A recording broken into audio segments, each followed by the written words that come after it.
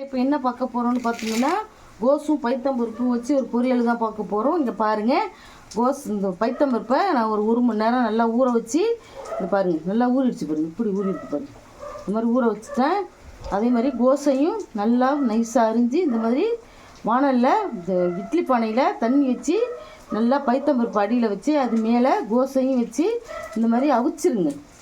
இந்த மாதிரி பாயில் பண்ணி ஒரு 20 நிமிஷம் வச்சிங்கன்னா நல்லா வெந்துடும். இப்போது அது எப்படி செய்யலான்னு பார்க்கலாம் வாங்க.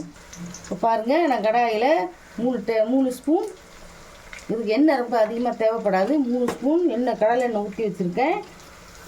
1 ஸ்பூன் கடுகு, 1 ஸ்பூன் உளுந்தம்பருப்பு, ஒரு 1/2 ஸ்பூன் ஜீரகம்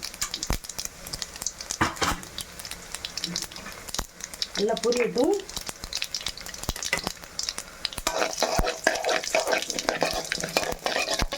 ஒரு பெரிய பீஸ் வெங்காயத்தை அரிஞ்சு போட்டுட்டேன்.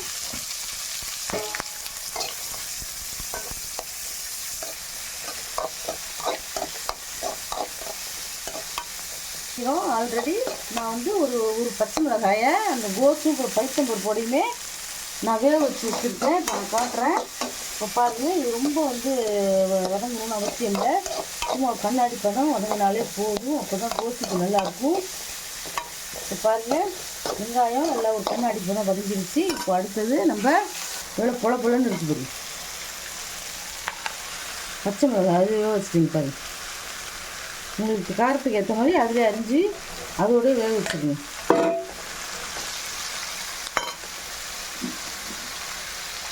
கோஸுக்கு தேவையான தூள் உப்பு போட்டுக்கலாம். அடுத்தது நான் 1/2 மூடி தேங்காயை ஃப்ரெஷ்ஷாக திரும்பி வச்சுட்டு அதையும் போட்டுக்கலாம். நீங்கள் இந்த மாதிரி செய்யும்போது நல்ல பொலன்னு இருக்கும். கல்யாணத்துலலாம் பார்த்திங்கன்னா, கல்யாணத்துக்கு போனோம்னா இந்த மாதிரி தான் வைப்பாங்க.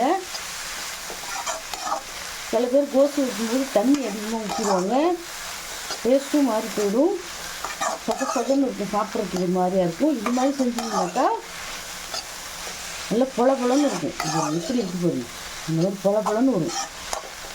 இந்த மாதிரி பைத்தம்பருப்பு அதோட சேர்த்து வேக வச்சுட்டிங்கன்னா நல்லாயிருக்கும். இப்படி தண்ணியே இல்லாமல் பொலன்னு இருக்கு பாருங்க, இதுதான் இருக்கும்.